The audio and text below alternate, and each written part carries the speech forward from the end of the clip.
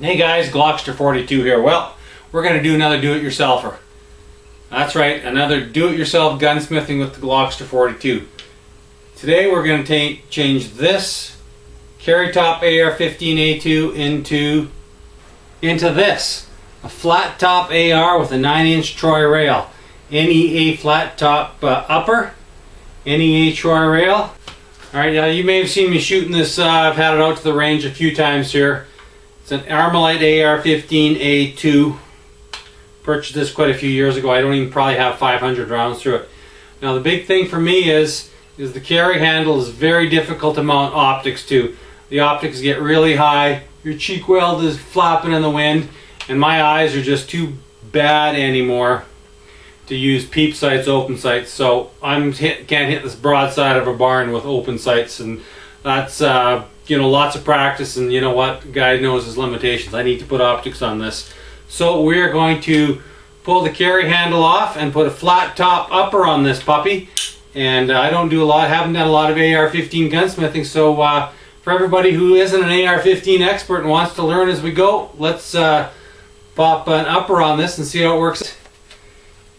AR-15 rifles are a little different than, say, working on a M305 or a bolt action. You do need some special tools. Of course, the first thing you're going to need is your AR-15. This is an Armalite breed, the actual Armalite brand itself. Now you're going to need a few specialty tools.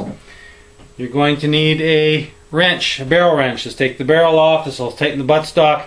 This one happens to be from DPMS. You guys in the States, you can source these pretty easy for subscribers in Canada. I picked up this one from Questar International on sale. It should do everything I need it to do. A few other things you're going to need. Good set of punches. A barrel block. Upper support. And a clamp. These three items I got from Brownells. For the Canadians, this is a non-restricted parts, even though it's specifically for AR-15s. I ordered this on a Friday and I had it on the following Thursday. Paid like crazy for shipping, $36 shipping USPS, which I thought was kind of high for a $56 item.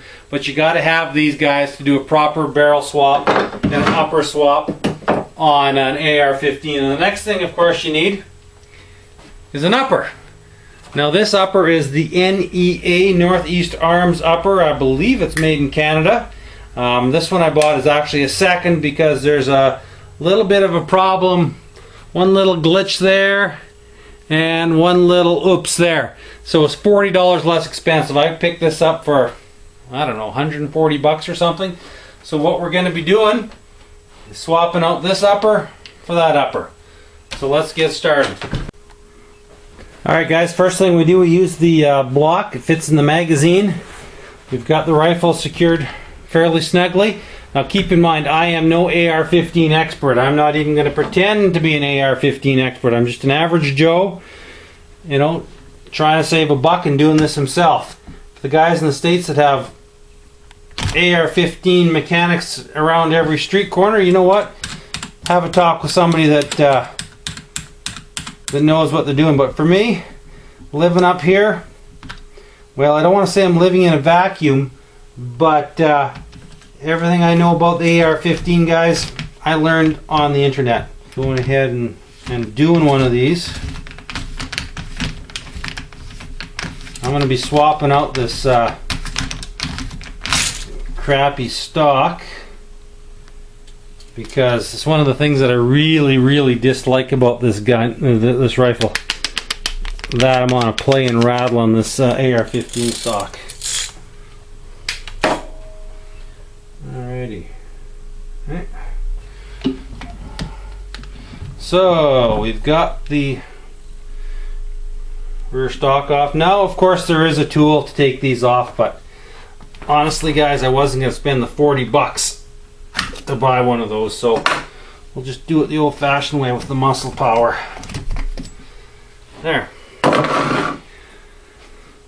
Here's your basic stripped AR-15. Now at this point we can separate the upper and the lower, and we'll get the barrel block in.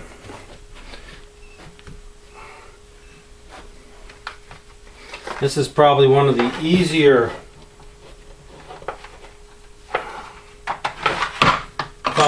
to do on an AR. Just pop these pins right out. Boom, boom. Pull that out, pull that up, and there we are. Now be careful, you're not going to lose this pin right here. Pull that out with the spring, and we'll just make a pile of everything over here.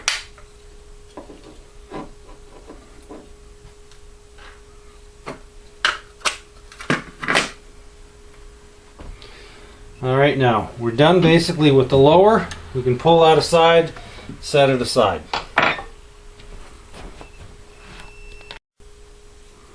Alright, now at this point we can remove the bolt and the charging handle. Just a matter of sliding that in and out.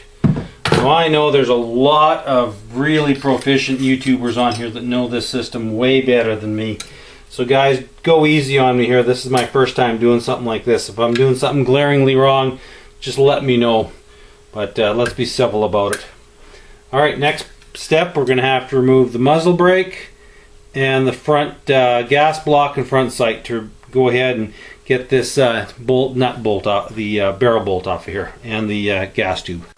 Alright, now for the first thing to get all this stuff off, everything has to be slid forward on this, so the first thing that's going to have to come off is the muzzle brake.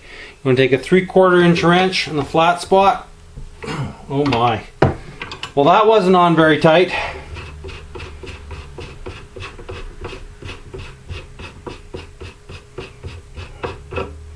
Boom. Got the muzzle brake off. Next thing we need to do is we pop these 3 pins out, and we'll pull this, pop the 3 pins out. 1, 2, and 3. These are taper pins, so you need to make sure you're popping them out the right way. So let's get set up for that. Alright, now of course Brownells does make the tool for this, but I'm just too damn cheap to go ahead and buy it for one firearm. So we want to make sure that we get at this from the left hand side, or the driver's side. These are tapered pins. There's 1, 2 pins holding it on, and a very small one for the gas block. So let's go ahead and get ready those to tap those out.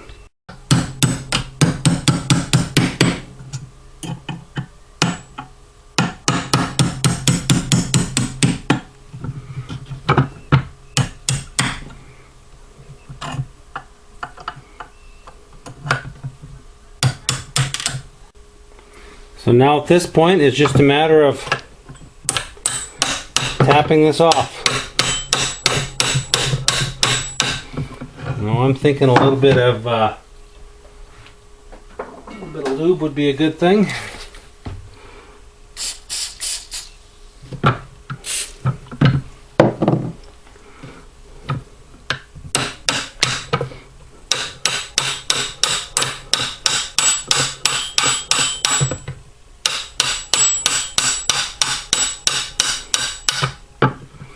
There we are. And we'll take the gas, the direct impingement tube right off with it. I don't see any reason for removing it right now. It's a very, very small, let's see if you can see it right there. It's a very small punch, and I don't have one that small. So what we're going to end up doing with this anyway is I'm going to be ending up cutting this off. And you'll see why later. But right there, there we are. Just about got it ready to pull that barrel off. Alright guys, this sumbitch is tight. So thankfully they give you an opening for a 1/2 inch drive, and I've got a big 1/2 inch drive swing arm on here.